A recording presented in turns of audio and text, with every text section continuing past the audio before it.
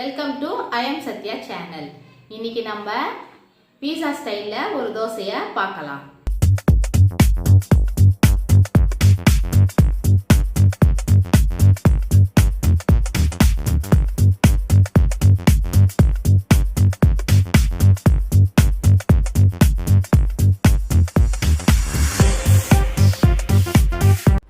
தோசைக்கு அப்ளை பண்ணுறதுக்கு tomato sauce எப்படி ரெடி பண்ணலான்னு பார்க்கலாம். அது பீஸா சாஸ்க்கும் யூஸ் பண்ணிக்கலாம். இப்போது மீடியமான 3 தக்காளியை எடுத்திருக்கேன். அந்த தக்காளி மேலே இது இருக்குல்ல, இதை கத்தியை வச்சு ரிமூவ் பண்ணிவிட்டு நம்ம தண்ணி ஊற்றி பாயில் பண்ணலாம் ஒரு 10 minutes.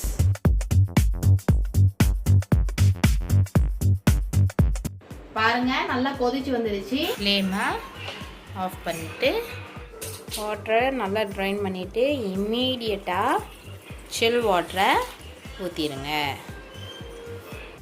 பாருங்கள், இப்போது ட்ரை வாட்டரை போட்டு இப்படி அடித்து இப்போ இந்த ஸ்கின்லாம் வந்திருக்கா, இதெல்லாம் நம்ம பீல் பண்ணுவோம்.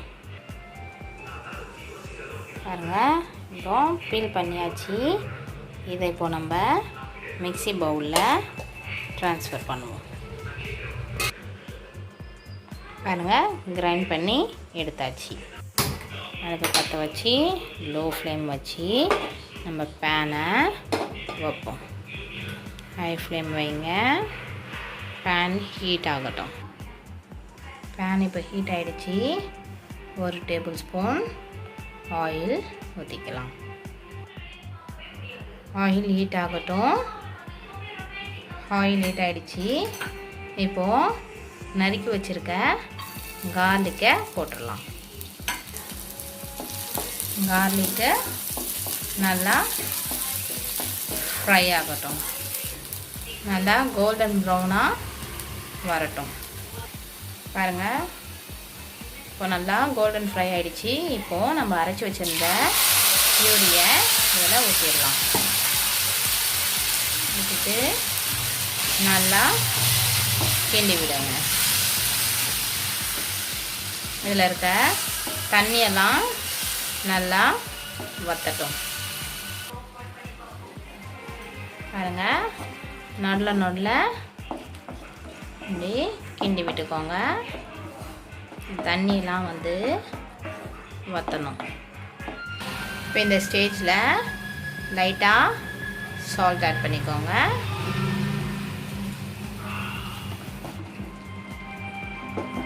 புளிப்பு தெரியக்கூடாதுன்னு 1 ஸ்பூனு சுகர் ஆட் பண்ணிக்கோங்க.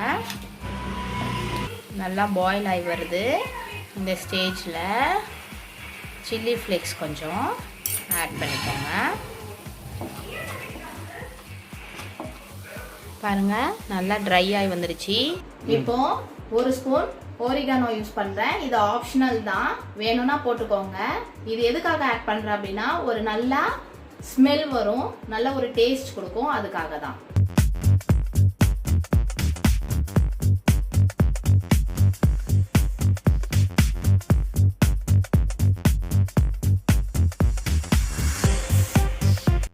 இப்போது இந்த ஸ்டேஜ் வந்துட்ட பிறகு நம்ம அடுப்பை ஆஃப் பண்ணி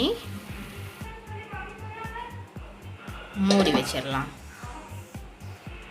இப்போ எப்படி பீஸா தோசை ஊற்றலான்னு பார்க்கலாம். நான்ஸ்டிக் பேனை போட்டுக்கோங்க. இப்போ தோசை பேட்டரை நல்லா தின்னாக அப்ளை பண்ணிக்கோங்க.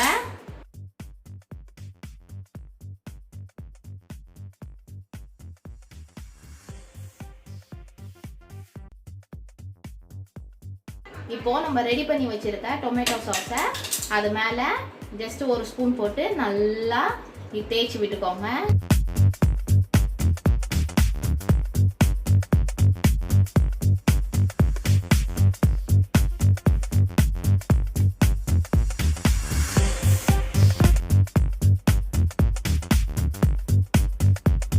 இப்போ நான் சீஸை துருவி வச்சிருக்கேன். இந்த சீஸை தோசை மேலே நல்லா அப்ளை பண்ணிக்கோங்க சுற்றி.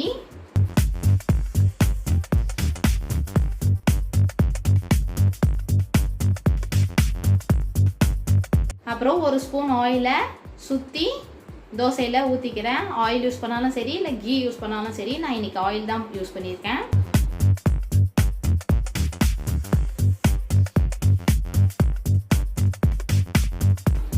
பாருங்கள் நல்லா கோல்டன் ப்ரௌனாக நல்லா மொறு மொறுன்னு வெந்துருச்சு தோசை. இந்த ஸ்டேஜில் நம்ம தோசையை எடுத்துட வேண்டியதான். ரெண்டாக இப்படி மடக்கி தோசையை எடுத்துடுங்க. பாருங்கள் எம்மியான பீஸா தோசை ரெடி.